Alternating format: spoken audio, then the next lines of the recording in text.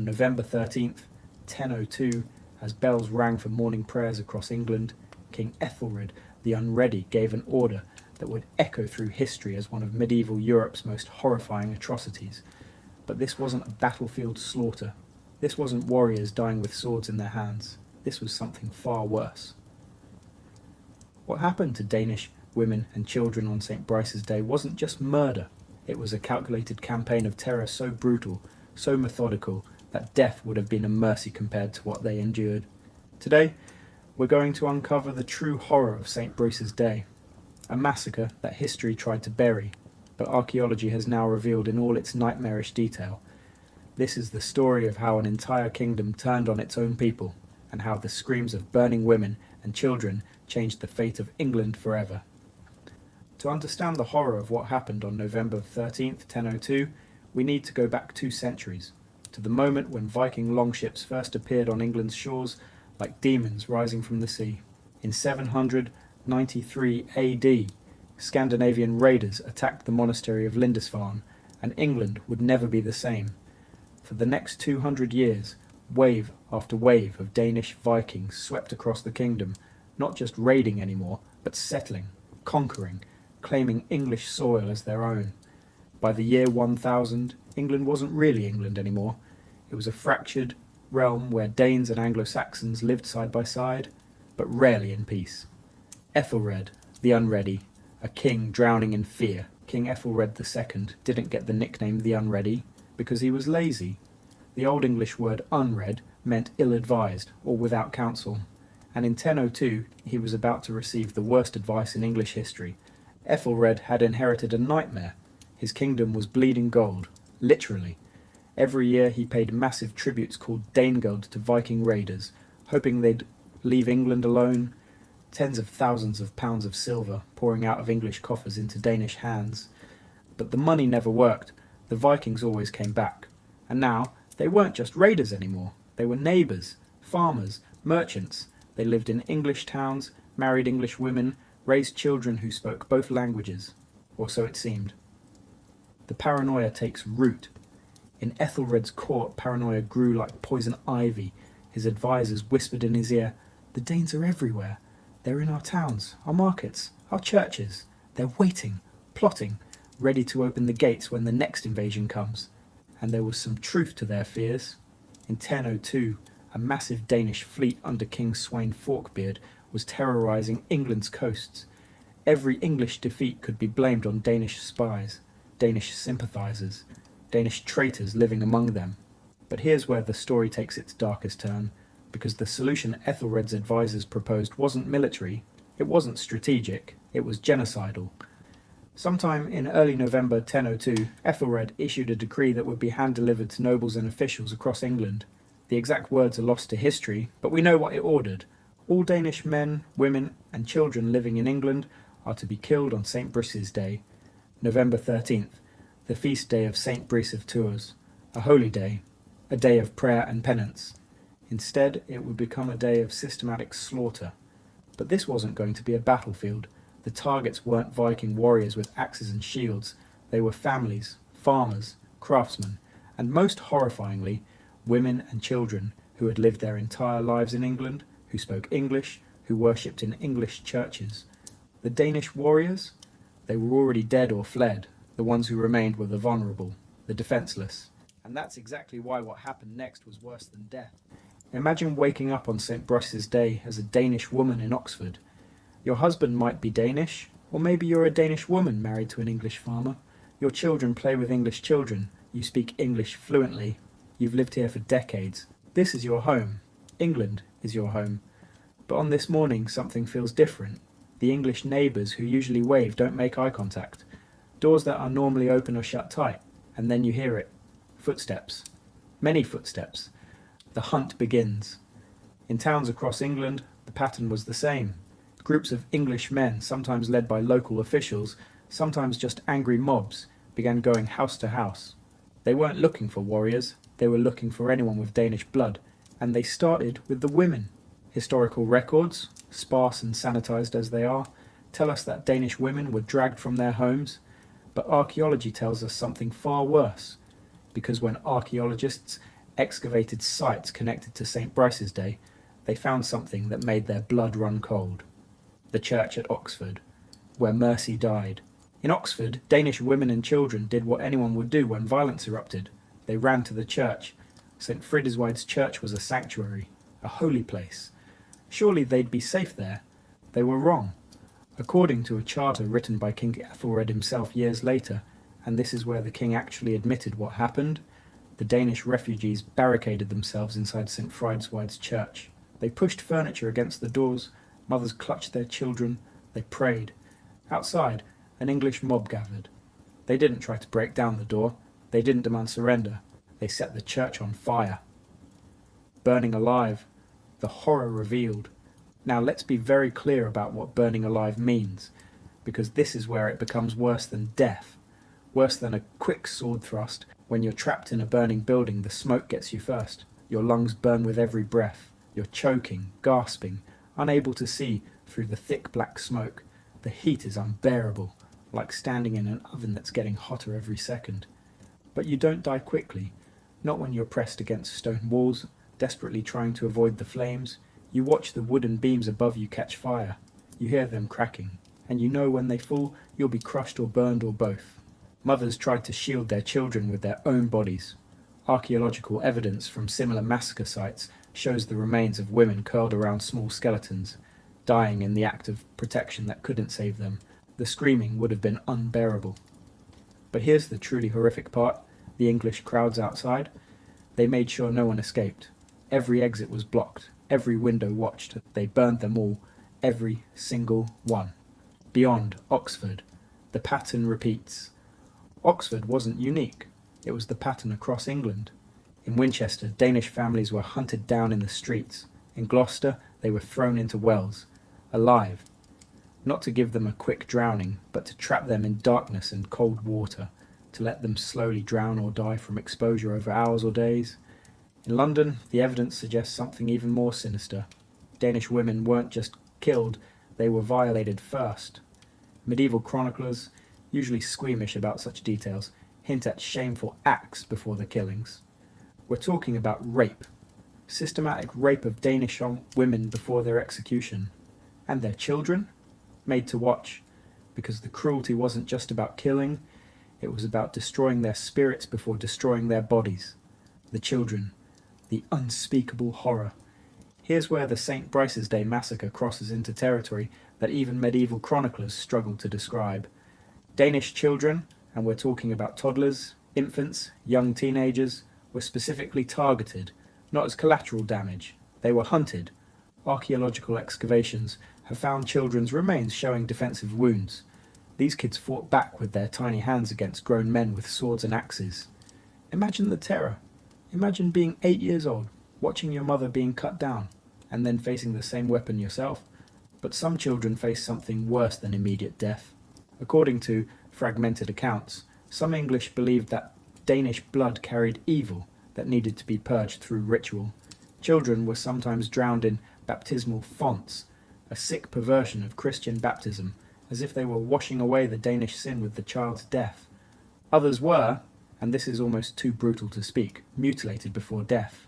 Limbs removed, tongues cut out, not for information, what could a child know, but for pure sadistic terror. Why? To send a message, to traumatize any Danes who survived, to make them understand that even their children, their future, was forfeit. The fate worse than death. But here's what made St.brices Day truly worse than death. It wasn't just the brutality of the killing, it was the betrayal. These weren't enemy combatants, these were neighbours. The Danish woman who sold you bread at the market, the Danish boy who played with your son, the Danish grandmother who'd lived in this town for 40 years. And in a single day, they were reclassified as vermin to be exterminated.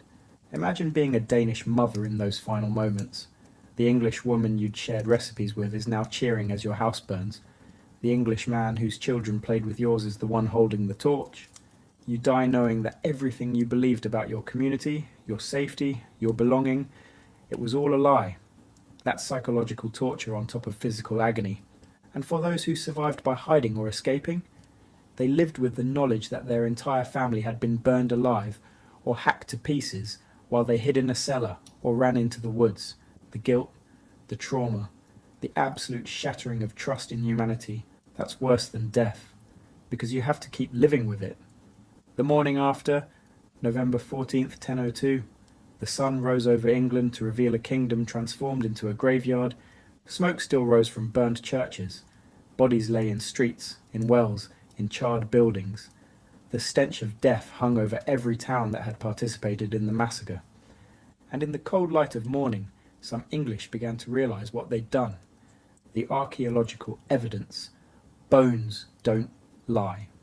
For centuries, St.Brice's Day was dismissed as exaggeration, medieval propaganda. Surely the English hadn't really massacred thousands of their own residents. Then, in 2008, archaeologists at St. John's College, Oxford, made a discovery that changed everything. They found a mass grave, 35 bodies, mostly young men, but also women and children. Dating? Early 11th century. Evidence of violent death? Overwhelming. Knife wounds, axe marks, and crucially, evidence of burning. These weren't war casualties. They were execution victims. And the location matched exactly with where St. Fred's church once stood. The bones told a story the chronicles had sanitized. One woman had defensive wounds on her forearms. She'd tried to protect her face from the blade. A child's skull showed trauma consistent with a deliberate overhead strike. These people died in terror, and they died because of their ethnicity. How many died? We'll never know the exact death toll. Medieval record keeping wasn't designed for genocide accounting. Conservative estimates suggest hundreds died. More aggressive historians claim thousands. The truth is probably somewhere in between. Likely over 1,000 Danish settlers were killed across England on St. Brice's Day. But here's the critical point. In medieval demographics, that's not just a number. That's entire communities erased, bloodlines ended, cultural heritage destroyed. The Danish population in England never fully recovered. Among the dead was one woman whose death would haunt England for decades, Gunhild. Gunhild wasn't just any Danish settler. She was sister to King Sweyn, Forkbeard of Denmark, the very king whose raids had sparked England's paranoia. She'd been living peacefully in England, possibly as a hostage to ensure peace, possibly married to an English nobleman. The details are murky. What's not murky is how she died. According to Danish sources, admittedly written by her brother's supporters, Gunhild was forced to watch her husband and children executed before her eyes. Then she was beheaded. A princess, murdered in what was supposed to be a Christian kingdom, on a saint's day, the price of massacre. When news of St. Brice's Day reached Denmark, King Sweyn Forkbeard's reaction was swift and brutal. He'd been raiding England periodically. Now he was going to conquer it. 1003, Sweyn launched a devastating invasion. Not just raids, total war.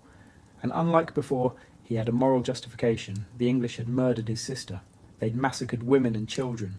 They'd violated every law of God and man.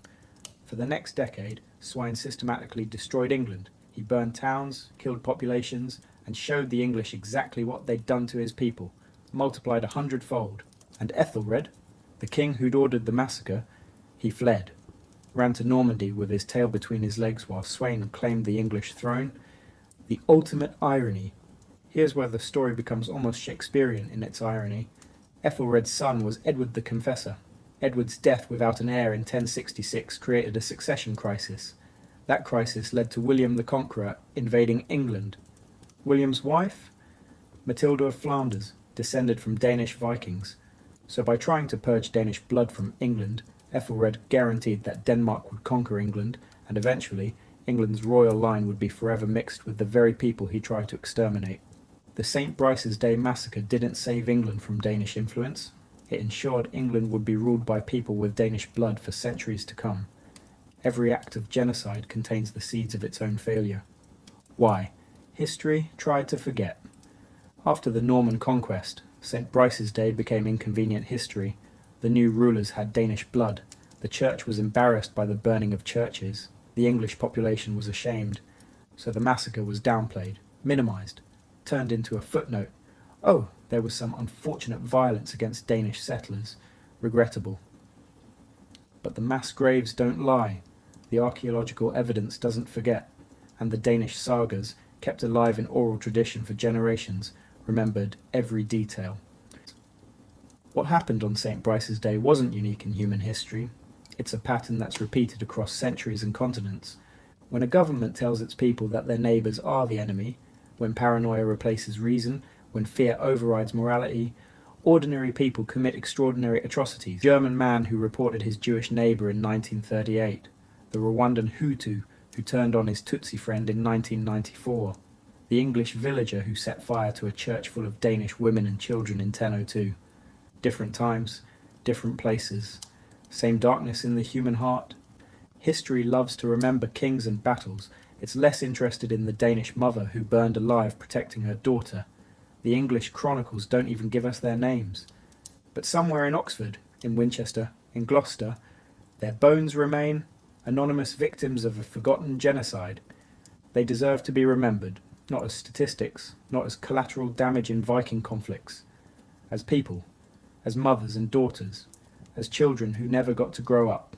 This documentary is, in part, a memorial to them, to the Danish woman who woke up on November 13th thinking it was just another day, to the child who died in terror, not understanding why the neighbours had turned evil. They were real, their suffering was real, and forgetting them is a second death. What St. Brice's Day teaches us. So what do we learn from this nightmare from medieval England? First, fear is the gateway to atrocity.